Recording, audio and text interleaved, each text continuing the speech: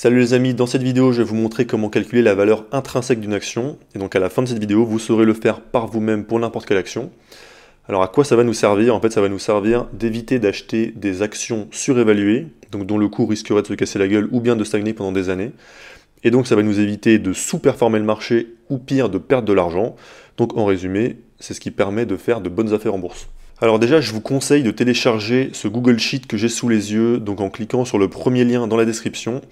Et n'oubliez pas de faire fichier et créer une copie pour pouvoir le modifier. Donc pour déterminer la valeur intrinsèque d'une action, on utilise une méthode qui s'appelle le discounted cash flow. Alors on dit que la valeur actuelle d'une entreprise elle est égale à la valeur actuelle de ses cash flows futurs. Donc concrètement, qu'est-ce que ça veut dire? On va prendre le dernier cash flow généré par une entreprise, son free cash flow.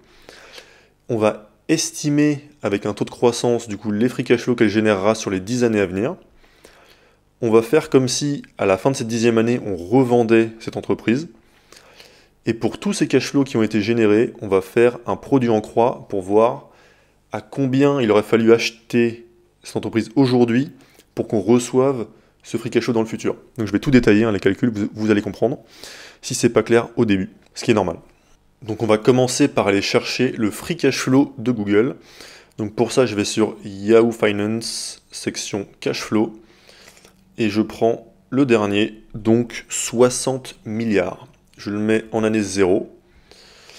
Hop, je modifie un peu, tac. Je vais le mettre en vert, donc les cases qui seront en vert dans votre fichier, c'est celles qu'on va modifier nous.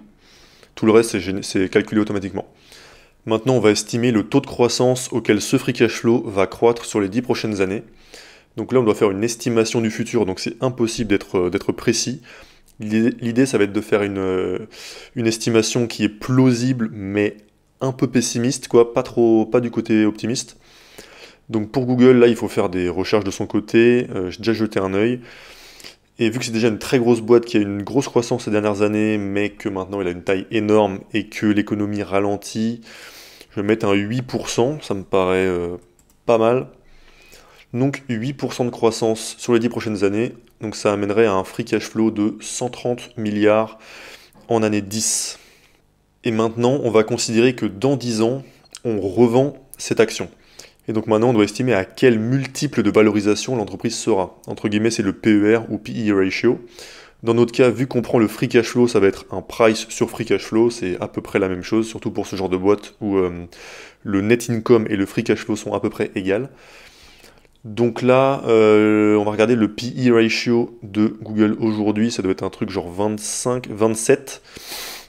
Alors 27 c'est un peu élevé, surtout que dans 10 ans l'entreprise sera encore plus grosse et donc avec des perspectives de croissance plus faibles. Je préfère prendre 15. On pourrait mettre à la limite 20 maximum, mais pas plus. Bon, je préfère mettre 15.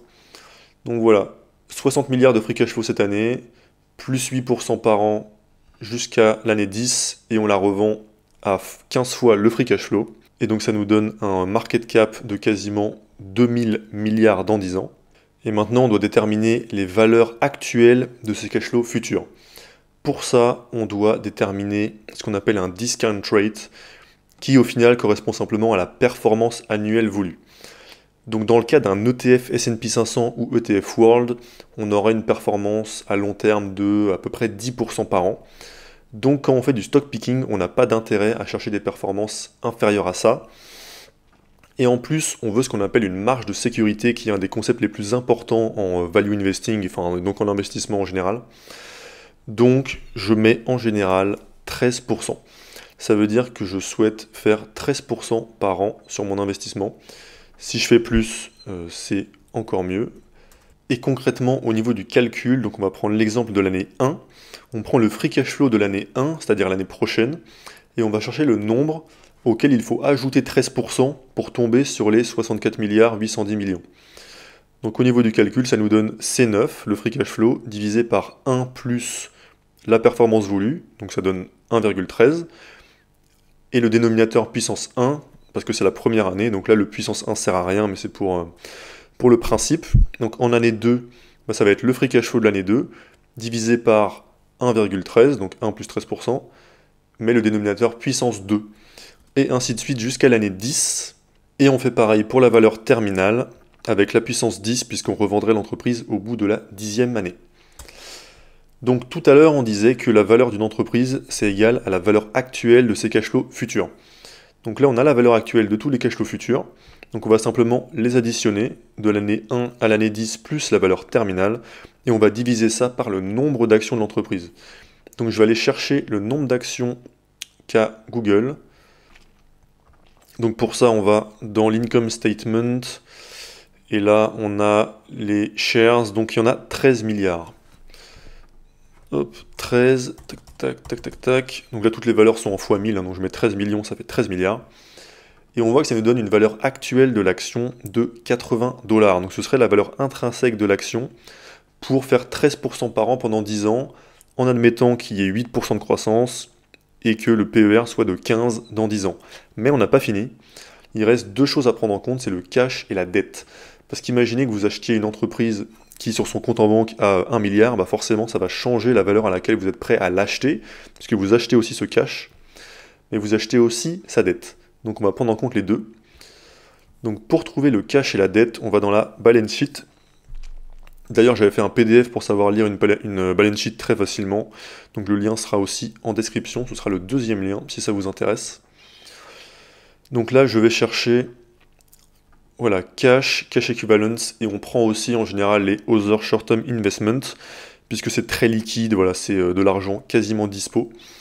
Donc on a 90 milliards plus 20 milliards, on arrive à 110 milliards.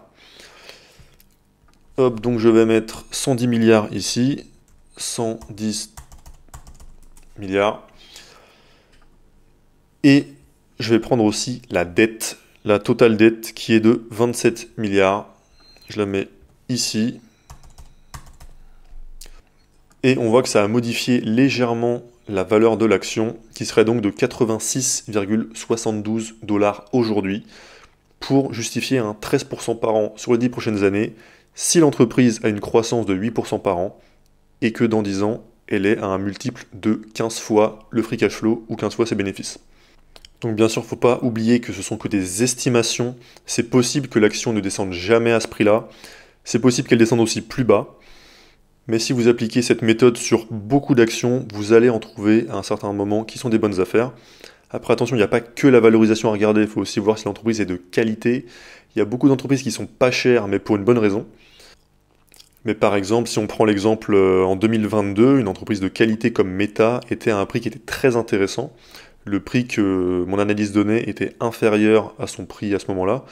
Donc ça en faisait une bonne affaire, mais c'est sûr que c'est pas tout le temps, et ça reste une minorité d'actions qui sont une bonne affaire à un instant T.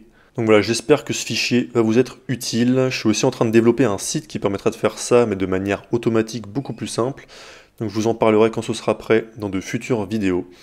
Et voilà, sinon n'hésitez pas à mettre un like ou un commentaire sur la vidéo, ça m'aide à développer la chaîne. Et sur ce, à plus!